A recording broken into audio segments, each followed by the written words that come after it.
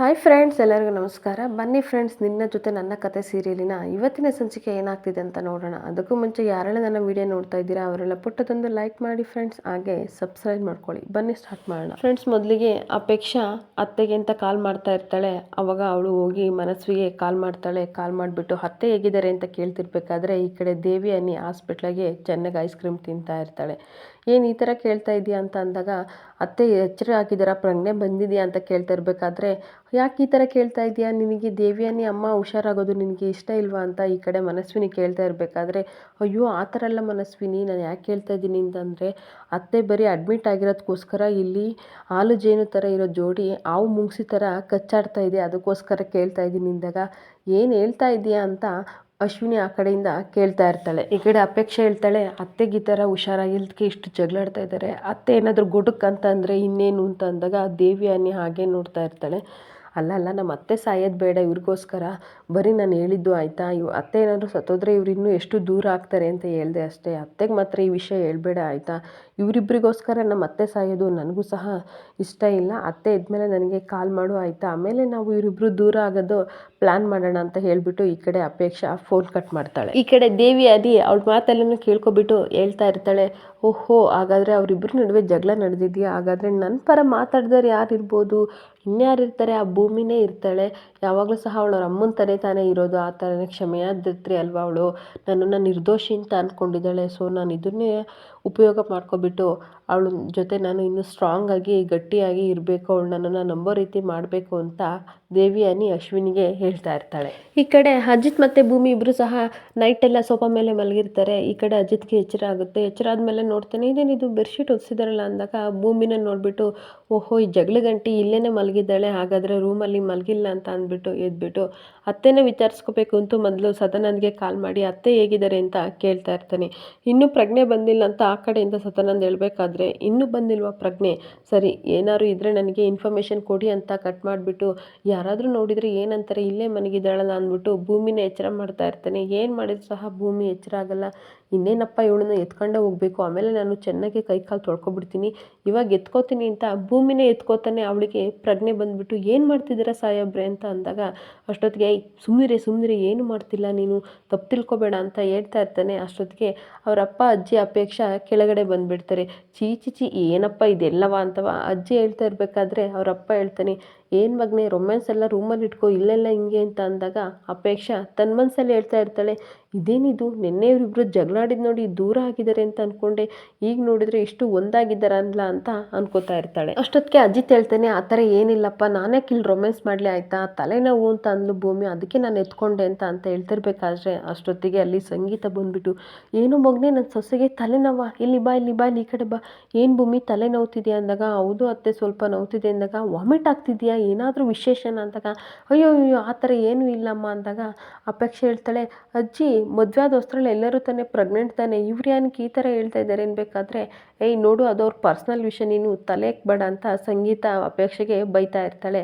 ಅವಾಗ ಅಮ್ಮ ಆ ಥರ ಏನೂ ಇಲ್ಲ, ಗುಡ್ ನ್ಯೂಸ್ ಇನ್ನೂ ಏನೂ ಇಲ್ಲ ಅಂತ ಅಜಿತ್ ಹೇಳಿದ್ಮೇಲೆ, ಓ ಹೌದಾ ಕಾಮನ್ ತಲೆನೋವ, ಸರಿ ದೇವಿಯನಿಗೆ ಇನ್ನೂ ಪ್ರಜ್ಞೆ ಬಂದಿಲ್ವಂತೆ, ನಾವು ಹೋಗಿ ನೋಡ್ಕೊಬರೋಣ, ಬೇಗ ರೆಡಿಯಾಗಿ ಹೋಗಪ್ಪ ಅಂತವ ಅಜಿತ್ನ ಭೂಮಿನ ಈ ಕಡೆ ರೆಡಿ ಆಗೋಕ್ಕೆ ಕಳಿಸ್ತಾಳೆ. ಇನ್ನೊಂದು ಕಡೆ ಅಜಿತ್ ರೆಡಿಯಾಗಿ ದೇವಿಯಾನಿ ರೂಮಲ್ಲಿ ಎಲ್ಲ ಸಹ ಸರ್ಚ್ ಮಾಡ್ತಾನೆ, ಏನಾದರೂ ಪ್ರೂಫ್ ಸಿಗ್ಬೋದಂತ ಸರ್ಚ್ ಮಾಡಬೇಕಾದ್ರೆ ಅಲ್ಲಿ ವಿಷದ ಬಾಟ್ಲು ನೋಡ್ತಾನೆ. ನೋಡಿಬಿಟ್ಟು ಇದೇನಿದು ಇಲ್ಲಿದೆಯಲ್ಲ ಅಂತ ಅಂದ್ಬಿಟ್ಟು ಹಾಗೆ ಕರ್ಚಿಪಲ್ಲಿ ಅದು ತೊಗೊಂಡು ಮತ್ತೆ ಏನೇನೋ ಹುಡುಕ್ತಾ ಇರ್ತಾನೆ. ಅಷ್ಟೊತ್ತಿಗೆ ಡೋರ್ನ ಯಾರೋ ಬಡಿತಾ ಇರ್ತಾರೆ. ಇದೇನಿದು, ನಾನು ಇಲ್ಲಿರೋದು ಯಾರಿಗಾದ್ರೂ ಗೊತ್ತಾಯ್ತಾ, ಬಂದಿರ್ಬೋದಂತ ಅಲ್ಲಿ ನೋಡಿದಾಗ ಭೂಮಿ ಬಂದಿರ್ತಾಳೆ. ಭೂಮಿ ಯಾಕೆ ಅತ್ತೆ ರೂಮಿಗೆ ಬರ್ತಾ ಇದ್ದಾಳೆ ಅಂತ ಅಂದಾಗ ಡೋರ್ ಓಪನ್ ಮಾಡಿದಾಗ ಭೂಮಿ ಮತ್ತು ಸತ್ಯಣ್ಣ ಇಬ್ಬರು ಬರ್ತಾರೆ. ಭೂಮಿ ಹೇಳ್ತಾಳೆ, ಏನು ಸಾಹೇಬ್ರೆ ರೆಡಿಯಾಗಿ ಬರ್ತೀರಾ ಅಂತ ನಾವು ಅಲ್ಲೆಲ್ಲ ಕಾಯ್ತಾ ಇದ್ರೆ, ನೀವು ನೋಡಿದರೆ ದೇವಿಯನಿ ಅಮ್ಮ ರೂಮಲ್ಲಿ ಏನು ಮಾಡ್ತಾ ಇದ್ದೀರಾ, ಅದಕ್ಕೆ ನಾವು ಹುಡ್ಕೊಂಡು ಬಂದ್ವಿ, ನೀವು ಅಲ್ಲೇ ಡಿಟೆಕ್ಟಿವ್ ಕೆಲಸ ಶುರು ಮಾಡಿದ್ದೀರಾ ಅಂತ ಭೂಮಿ ಅಜಿತ್ನ ಕೇಳ್ತಾ ಇರ್ತಾಳೆ. ಆ ವಿಷದ ಬಾಟ್ಲನ್ನ ಸತ್ಯಣ್ಣ ನೋಡಿಬಿಟ್ಟು, ಏನು ಅಜಿತ ಇದು ವಿಷದ ಬಾಟ್ಲು, ಹಾಗಾದರೆ ಮುಂಚೆನೇ ಪ್ಲ್ಯಾನ್ ಮಾಡಿ ಇದನ್ನೆಲ್ಲ ತಂದಿದ್ರಾ, ರೆಡಿ ಮಾಡಿ ಇಟ್ಕೊಂಡಿದ್ರ ಅಂತ ಕೇಳ್ತಾ ಇರಬೇಕಾದ್ರೆ ಭೂಮಿ ಹೇಳ್ತಾಳೆ, ಮುಂಚೆ ಏನಾದರೂ ಇವರು ಸಾಯೋಕ್ಕೆ ಪ್ರಯತ್ನ ಮಾಡಿದ್ರು ಅನ್ಬೇಕಾದ್ರೆ ಅಜಿತ್ತು ಚಾನ್ಸೇ ಇಲ್ಲ, ಯಾಕಂದರೆ ಈ ಎಕ್ಸಾಮಲ್ಲಿ ಫೇಲ್ ಆದಾಗಲಿ ಅಥವಾ ಲೈಫ್ ಫೇಲ್ಯೂರ್ ಆದಾಗ ಎಷ್ಟೋ ಜನ ಸತ್ತೋಗ್ತಾರಲ್ಲ, ಅದನ್ನು ಅವರು ನೋಡಿದರೆ ಖಂಡಿಸ್ತಿದ್ರು, ಇಷ್ಟು ಚಿಕ್ಕ ವಿಷಯಕ್ಕೆಲ್ಲ ಇವರು ಜೀವನ ಕಳ್ಕೊತಾರಲ್ಲ ಅಂತ ಅದನ್ನು ಮೂರ್ಖತನ ಅದು ಅಂತ ಬೈತಾ ಇದ್ರು, ಅಂಥವ್ರು ಯಾಕೆ ಇಂಥ ಡಿಸಿಷನ್ ತಗೋತಾರೆ ಅಂತ ಅಂತ ಅಜಿತ್ ಯೋಚನೆ ಮಾಡಿ ಹೇಳ್ತಾ ಇರ್ತಾನೆ. ಅಂಥವ್ರು ಯಾಕೆ ಇವತ್ತು ವಿಷ ಕುಡ್ದಿದ್ದಾರೆ ಅನ್ನೋದೇ ನನ್ನ ಡೌಟು ಅಂದಾಗ ಭೂಮಿ ಹೇಳ್ತಾಳೆ, ನಾವೇ ಏನಾದರೂ ಅಂತಹ ಸಂದರ್ಭಕ್ಕೆ ನಾವು ತಳ್ಳಿದ್ದೀವಿ ಅನ್ಸುತ್ತೆ, ಅದಕ್ಕೋಸ್ಕರ ಅವರು ವಿಷನ ತಗೊಂಡಿದ್ದಾರೆ ಅಂತದಕ್ಕೆ ಅಜಿತ್ ಹೇಳ್ತಾನೆ, ತಗೊಂಡಿರ್ಬೋದು ಅಥವಾ ತಗೊಂಡೇ ಇರ್ತಿರ್ಬೋದು, ಈ ವಿಷದ ಬಾಟ್ಲು ಯಾವಾಗ ತಂದ್ರು, ಇಲ್ಲಿಗೆ ಯಾಕೆ ಬಂತು ಅನ್ನೋದೇ ನಂದ ಕ್ವಶನ್ ಅಂತ ಅಜಿತ್ ಯೋಚನೆ ಮಾಡ್ತಾ ಇರ್ತಾನೆ. ಇನ್ನೊಂದು ಕಡೆ ಅಶ್ವಿನಿ ದೇವ್ಯಾನ್ಗೆ ಹೇಳ್ತಾ ಇರ್ತಾಳೆ, ಇದೆಲ್ಲ ಸರಿ ಮೇಡಮ್, ಮೊದಲೇ ಅಜಿತ್ದು ಪೊಲೀಸ್ ಬುದ್ಧಿ ಆಯ್ತಾ, ಅವನು ಅನುಮಾನದಿಂದ ಏನಾದರೂ ನಿಮ್ಮ ರೂಮ್ಗೆ ಹೋಗಿ ಚೆಕ್ ಮಾಡಿ ಯಾವ ಪಾಯ್ಸನ್ ತಗೊಂಡಿರ್ಬೋದು ಅಂತ ಚೆಕ್ ಮಾಡ್ತಾ ಇದ್ರೆ ಏನು ಮಾಡ್ತೀರಾ ಅಂತ ಕೇಳ್ತಾ ಇರಬೇಕಾದ್ರೆ ದೇವ್ಯಾನಿ ಹೇಳ್ತಾಳೆ, ನೋಡು ಅಶ್ವಿನಿ, ನಾನು ಯಾವುದಕ್ಕೂ ಕೆಟ್ಟದಕ್ಕೆ ಯಾವಾಗಲೂ ಸಹ ನಾನು ಪ್ರಿಪೇರ್ ಮಾಡ್ಕೊಂಡಿರ್ತೀನಿ ಆಯಿತಾ, ಅವಾಗವಾಗ ಸ್ವಲ್ಪ ಅದನ್ನೆಲ್ಲ ನಾನು ತಂದಿಟ್ಟಿರ್ತೀನಿ, ಆದರೆ ನಾನು ತಗೊಂಡಿದ್ದು ವಿಷಯ ಅಲ್ಲ, ಸರ್ಫ್ ವಾಟರ್ ಅಂತ ಹೇಳ್ತಾ ಇರಬೇಕಾದ್ರೆ ಈ ಕಡೆ ಅಶ್ವಿನಿ ನಗಾಡ್ತಾ ಇರ್ತಾಳೆ. ಮತ್ತು ದೇವ್ಯಾನಿ ಸಹ ನಗಾಡ್ಕೊಂಡು ಹೇಳ್ತಾ ಇರ್ತಾಳೆ, ಆ ತಿಪ್ಪರ್ಲಾಗ ಹಾಕಿದ್ರು ಸಹ ಈ ಅಜಿತ್ಗೆ ನಾನು ಕುಡ್ದಿರೋದು ವಿಷ ಅಲ್ಲ ಅನ್ನೋದು ಅವನಿಗೆ ನಾನು ಪ್ರೂಫ್ ಮಾಡೋಕ್ಕಾಗಲ್ಲ ಬಿಡು, ಯಾಕೆಂದರೆ ಇಷ್ಟು ಕಡಿಮೆ ಸಮಯದಲ್ಲಿ ನಾನು ಇಷ್ಟು ಬುದ್ಧಿನ ಉಪಯೋಗಿಸಿದ್ದೀನಿ ಅಂತ ಹೇಳ್ಕೊಂಡು ನಗಾಡ್ತಾ ಇರ್ತಾಳೆ.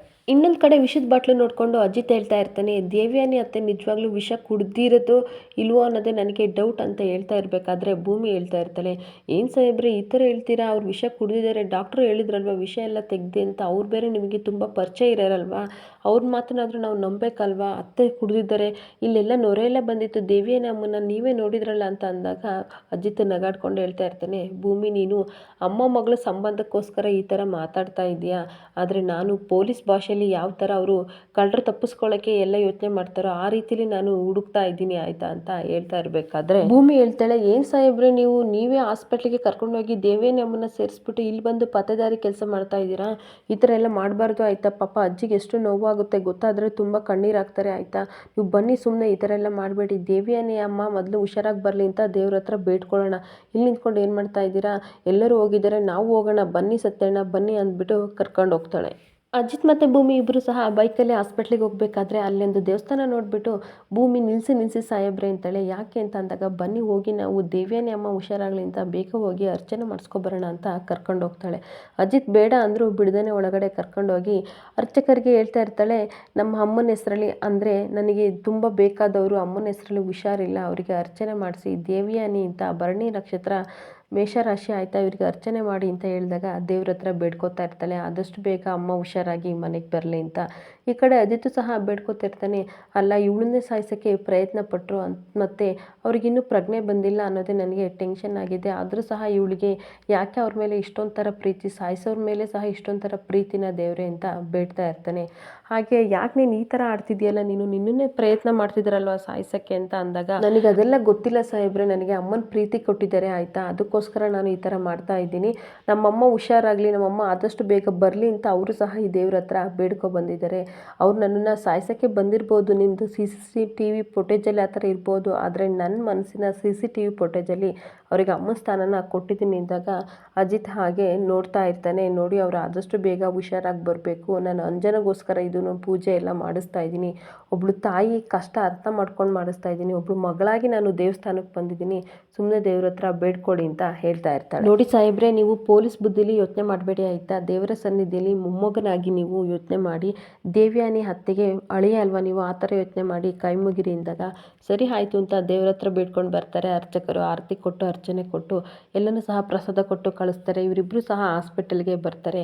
ಈ ಕಡೆ ಹಾಸ್ಪಿಟ್ಲಲ್ಲಿ ಎಲ್ಲರೂ ಸಹ ಟೆನ್ಷನ್ ಆಗಿ ಇನ್ನೂ ಪ್ರಜ್ಞೆ ಬಂದಿಲ್ವಲ್ಲ ಅಂತ ಒದ್ದಾಡ್ತಾ ಇರ್ತಾರೆ. ಅದನ್ನು ಅಶ್ವಿನಿ ನೋಡಿ ದೇವ್ಯಾನಿಗೆ ಹೇಳ್ತಾ ಇರ್ತಾಳೆ, ಮೇಡಮ್ ನೀವು ಎಲ್ಲಿ ಗೊಟಕ್ಕೆ ಅಂದ್ಬಿಡ್ತಿರೋ ಅಂತ ಟೆನ್ಷನಲ್ಲಿ ಅವರು ಒದ್ದಾಡ್ತಾ ಇದ್ದಾರೆ ಅಂದಾಗ ಒದ್ದಾಡಲಿ ನನ್ನ ಬಗ್ಗೆ ಇನ್ನೊಂದು ಸಲ ಅವರು ತಿರುಗಿ ಮಾತಾಡಬೇಕು ಅಂದರೆ 1000 ಸಲ ಯೋಚನೆ ಮಾಡಿ ಮಾತಾಡಬೇಕು ಅಂತ ದೇವ್ಯಾನಿ ಹೇಳ್ತಾ ಇರಬೇಕಾದ್ರೆ, ಬಿಡಿ ಮೇಡಮ್ 1000 ಸಲ ಅಲ್ಲ 1,00,000 ಸಲ ಯೋಚನೆ ಮಾಡಬೇಕು, ಆ ಥರ ಪರಿಸ್ಥಿತಿಗೆ ನೀವು ತಂದಿದ್ದೀರಾ ಅಂದಮೇಲೆ ನಾನಂದರೆ ಕಮ್ಮಿನ ಅಂತ ದೇವ್ಯಾನಿ ಹೇಳ್ತಾ ಇರ್ತಾಳೆ.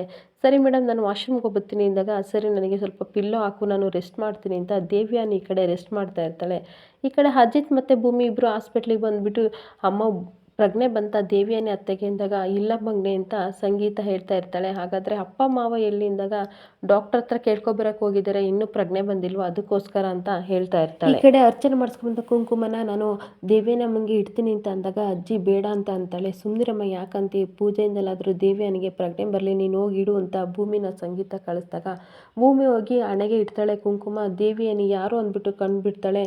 ಆಗ ಅಯ್ಯೋ ಅಮ್ಮ ಎಚ್ಚರಿಕೆ ಆಯ್ತಾ ನಿಮಗೆ ಕಣ್ಬಿಟ್ರ ಅಂದ್ಬಿಟ್ಟು ಮನೆಯವರೆಲ್ಲರೂ ಸಹ ಕರ್ಕೊಬರ್ತಾಳೆ. ಬನ್ನಿ ಎಚ್ಚರಿಕೆ ಆಗಿದೆ, ದೇವಿಯನೇ ಅಮ್ಮ ಕಣ್ಬಿಟ್ರು ಅಂತ ಒಳಗಡೆ ಕರ್ಕೊಬರೋಕ್ಕೆ ಅಂತ ಬರ್ತಾ ಇರ್ತಾಳೆ. ಈ ಕಡೆ ದೇವಿ ಅನಿ ಅಯ್ಯೋ ಹಾಳಾದಳಿ ಈಗಲೇ ಬರಬೇಕಿತ್ತ, ನಾನು ಡ್ರಿಪ್ಸ್ ಹಾಕ್ಕೊಂಡಿಲ್ಲ, ಹಾರ್ಟ್ ರೇಟ್ ಬೇರೆ ಎಲ್ಲ ನಿಂತಿದೆ, ಹೇಗೋ ಮ್ಯಾನೇಜ್ ಮಾಡೋಣ ಅಂತ ನಾಟಕ ಮಾಡಿಕೊಂಡು ಮ್ಯಾನೇಜ್ ಮಾಡ್ತಾ ಇರ್ತಾಳೆ. ಆವಾಗ ಮನೆಯವರೆಲ್ಲರೂ ಸಹ ಬಂದುಬಿಟ್ಟು ನಿನಗೆ ಪ್ರಜ್ಞೆ ಬಂತಲ್ಲ ಅದೇ ನನಗೆ ಖುಷಿ ಅಂತ ಹೇಳ್ತಾ ಇರಬೇಕಾದ್ರೆ, ನಾನು ಯಾರಿಗೂ ಬೇಡ ಅಲ್ವಾ, ಇನ್ಯಾಕೆ ತಗೊಳ್ಳಿ, ನನ್ನ ಕತೆ ಮುಗಿದಿದ್ರು ಆಗ್ತಿತ್ತು ಅಂತ ದೇವಿ ಅನಿ ನಾಟಕ ಮಾಡಬೇಕಾದ್ರೆ ಸಂಗೀತ ಹಾಗೆಲ್ಲ ಅನ್ಬೇಡ ಆಯ್ತಾ ಅಂತ ಹೇಳ್ತಾ ಇರ್ತಾರೆ. ಈ ಕಡೆ ಡಾಕ್ಟರ್ನ ಶ್ರವಣ್ ಕರ್ಕೊಂಡು ಬರ್ತಾನೆ. ಡಾಕ್ಟರು ಎಲ್ಲ ನೋಡಿ ಪಲ್ಸ್ ಚೆಕ್ ಮಾಡಿ ಶಿ ಈಸ್ ಅಬ್ಸಲ್ಯೂಟ್ಲಿ ಪರ್ಫೆಕ್ಟ್ ಆಯ್ತಾರೆ, ಎಲ್ಲ ಸರಿಯಾಗಿದ್ದಾರೆ, ಇವಾಗ ಹುಷಾರಾಗಿದ್ದಾರೆ ಅನ್ಬೇಕಾದ್ರೆ ಅಪೇಕ್ಷೆ ಹೇಳ್ತಾಳೆ, ಅಲ್ಲ ಡಾಕ್ಟ್ರೆ ಮಾಸ್ಕ್ ಇಲ್ಲ, ಡ್ರಿಪ್ಸ್ ಇಲ್ಲ, ಅದೇನೂ ಇಲ್ಲ, ನಮ್ಮ ಅತ್ತೆಗೇನಾರು ಹೆಚ್ಚು ಕಮ್ಮಿ ಆಗಿದ್ರೆ ಏನು ಮಾಡೋದು ಅಂತ ಅನ್ಬೇಕಾದ್ರೆ, ಅದೆಲ್ಲ ನೆನ್ನೆ ಹಾಕಿದ್ವಿ, ಇವತ್ತು ಬೇಡ ಅಮ್ಮ ಅವ್ರು ಹುಷಾರಾಗಿದ್ದಾರೆ ಅಂತ ಗಾಬರಿ ಪಟ್ಕೊಂಡು ಡಾಕ್ಟರ್ ಸಹ ಹೇಳಿ ಹೋಗ್ತಾನೆ. ಈ ಕಡೆ ಅಜಿತ್ ಸಹ ಅವ್ರನ್ನೇ ಗುರಾಯಿಸ್ತಾ ಇರ್ತಾನೆ.